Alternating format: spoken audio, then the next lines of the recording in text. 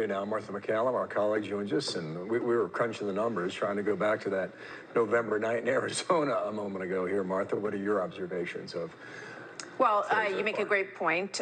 When you go back to that Arizona call, it came in at 11:20 p.m. at night with roughly 70% of the vote in, and we heard laid out by our former colleague, just how thoughtful that process was. I also want to make a point with regard to Bill Barr, because I think it's that Jonathan Turley is right on, and Andy echoes his feeling as well on this. Now, remember, there was a long period of time when Bill Barr was the Attorney General when he was beaten up daily on other networks by other commentators for being in President Trump's back pocket, because he believed that the Russia collusion hoax was just that.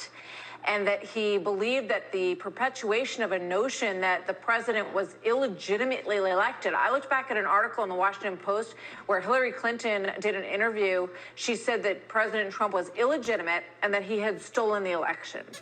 And that Americans across the country knew that and were aware of that and felt the same way, right? So Bill Barr pushed back on that notion. He felt that the Russia collusion hoax had been largely fabricated and perpetuated with the help of the media, essentially. So then when Bill Barr equally calls it as he sees it, as we see him doing in this situation, where he says he couldn't find any evidence that there was any reason to think that this election had been stolen or was illegitimate.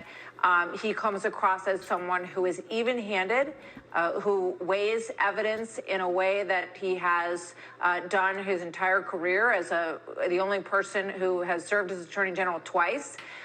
So I think it should cause a reflection on some of the judgments made on Bill Barr over the course of his service. That's one point I would make.